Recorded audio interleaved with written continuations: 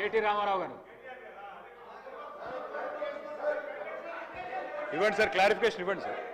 ముఖ్యమంత్రి గారు మాట్లాడినారు కదా, వారి గురించి కూడా మాట్లాడారు, ఇవ్వండి. తర్వాత ఇస్తా, తర్వాత ఇస్తా, మీరు మాట్లాడండి. అధ్యక్ష మరి రిప్లై అయిపోయిందా సార్, లేక రిప్లై ఇంటర్వెన్షన్ ఏంటి సార్? ఇది రిప్లై ఇచ్చిండ్రా? ఇది ఇంటర్వెన్షన్ అయింది. రిప్లై ఇస్తాడు. గంట 20 నిమిషాలు మాట్లాడింది సార్.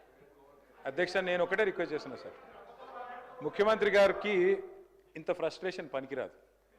రిప్లై ఇవ్వడానికి వారు జీవితంలో మాకు ఇప్పుడు కాదు అధ్యక్ష, 2009 నుంచి చెప్తున్నాడు ఆయన.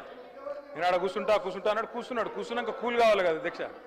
మరి ఇప్పుడు ఎందుకింత ఫ్రస్ట్రేషను, ఎందుకింత నిస్పృహ, ఎందుకింత ఆవేశము మాకైతే అర్థం కావట్లేదు అధ్యక్ష. ఈ ముఖ్యమంత్రి గారిలో ఒక అపరిచితుడు ఉన్నాడు అధ్యక్ష.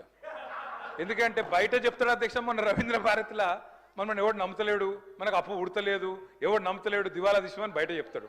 ఇక్కడికి వచ్చాము 1,58,000 కోట్ల అప్పు చేసినా రొమ్ము విరుచుకొని చెప్తున్నారు. మాకు అర్థం కావట్లేదు అధ్యక్ష, ఆయన కరెక్టా ఈయన కరెక్టా, రాము ఆర్ రెమోనా, ఎవరు కరెక్టో తెలుస్తలేదు అధ్యక్ష. ముఖ్యమంత్రి గారు చెప్తున్నారు నేను 18 గంటలు పనిచేస్తున్నా, నేను బ్రహ్మాండంగా పనిచేస్తున్నా, ఒక్కరోజు సెలవు పెట్టలే, నేను 40 సార్లు కాకపోతే 400 సార్లు పోతా ఢిల్లీ. పో అధ్యక్ష, నిన్నెవరు వద్దన్నారు, బ్రహ్మాండంగా తిరుగు అధ్యక్ష. పెట్టుబడులు వస్తున్నాయి దావోస్లో, ఒకటి మించి ఒకటి, 1,78,000 కోట్లు, 40,000 కోట్లు తన్నుకొని వస్తున్నాయి. సంక్షేమం అద్భుతం, అన్ని అయిపోయినాయి 5 గ్యారంటీలు.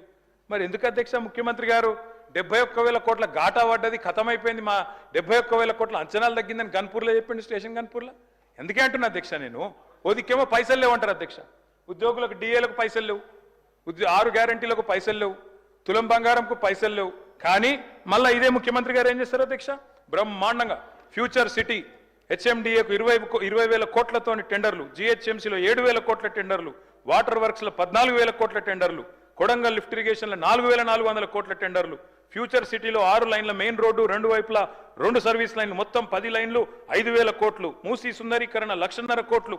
ఇన్నిటికి పైసలున్నాయి కానీ 6 గ్యారంటీలకు పైసలు లేవు, తులం బంగారం పైసలు లేవు, మహిళలకు ఇచ్చేందుకు 2,500 లేవు, దేనికి పైసలు లేవు అధ్యక్ష. రుణమాఫీ అధ్యక్ష. నాకు ఒకటి అర్థం కావట్లేదు అధ్యక్ష, రుణమాఫీ అంటే నేను ముఖ్యమంత్రి గారిని సూటిగా అడుగుతున్నా అధ్యక్ష, వారిది కొడంగల్ నియోజకవర్గం, నా సిరిసిల్ల నియోజకవర్గం అధ్యక్ష. మీరు కావాలంటే ఈరోజు సభ అయిపోయింది కదా అధ్యక్ష, ఈరోజుతోని రేపు మీరు ఏ టైంలో అంటే ఆ టైంలో ముఖ్యమంత్రి గారు పోదాం, కొడంగల్ పోదామా, సిరిసిల్ల పోదామా, ఈ ఊరు కూడా మీ ఇష్టం.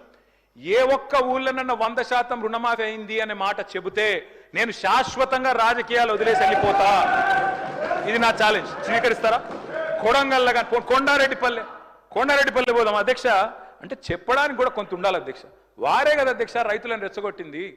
2 లక్షలు తెచ్చుకోండి, ఎంబడే ఓన్రి, డిసెంబర్ 7 నాడు ఇందిరమ్మ రాజ్యం వస్తుంది, 9 తారీఖు నాడు మొదటి సంతకం పెడతా, అయిపోతుంది 2 లక్షల రుణమాఫీ. అయ్యిందా అధ్యక్ష? పోదామా ఎవరికన్నా అధ్యక్ష? నేను అడుగుతున్నా అధ్యక్ష, నేను అడుగుతా ఉన్నా. ఇంకోటి అన్నారు అధ్యక్ష, వారు దేవుని మీద ఒట్టు పెట్టినారు అధ్యక్ష. ఇప్పుడు దేవుళ్ళు బాధపడే పరిస్థితి వచ్చింది, నిదకళ్ళు అని చెప్పి అధ్యక్ష నేను అడుగుతున్నా. వారు అంటారు అధ్యక్ష రైతు బంధు, రైతు భరోసా. నేను అడుగుతున్నా అధ్యక్ష, రైతు భరోసా ఏంది అధ్యక్ష మీరు చెప్పింది? 15,000 ఇదే ముఖ్యమంత్రి గారు ఆనాడు పిసిసి ప్రెసిడెంట్గా రైతు బంధుని ఆపిందే ఈయన. పోయి ఎలక్షన్ కమిషన్కి లెటర్ ఇచ్చిందే ఈయన. ఆ లెటర్ కాపీ ఇక్కడ ఉంది నా దగ్గర, ఇది లెటర్ కాపీ, రేవంత్ రెడ్డి గారు స్వయంగా ఇచ్చిన ఉత్తరం కాపీ ఎలక్షన్ కమిషన్ కు. ఆపిందే మీరు, మళ్ళీ మీదికెళ్ళి మేము దాచుకున్నాం, మేము ఆపినామని చెప్తారు. నేను పంపుతా అధ్యక్ష ఇది మీకు. అధ్యక్ష రైతు బంధు ఆపుతారు, 7,600 కోట్లు ఆపిందే వాళ్ళు. ఆపి ఏం డైలాగ్ కొట్టిన అధ్యక్ష వీరు? హరీష్ రావు ఆపుతుండు, కేసీఆర్ ఆపుతుండని చెప్పి ఆ రోజు అన్నారు అధ్యక్ష. డిసెంబర్ 3 నాడు, డిసెంబర్ 3 ముందు అయితే 5,000, డిసెంబర్ 3 తర్వాత అయితే 7,500 అని చెప్పింది ఎవరు అధ్యక్ష? 3 ముందు అయితే 5,000, 3 తారీఖు తర్వాత అయితే 7,500 అని చెప్పిందే ఈ ముఖ్యమంత్రి గారు. అధ్యక్ష ఇంకెన్ని చెప్పినారు అధ్యక్ష? ఉచిత కరెంటు కాంగ్రెస్ అట, కరెంట్ అంటేనే కాంగ్రెస్ అట, కాంగ్రెస్ అంటేనే కరెంట్ అట.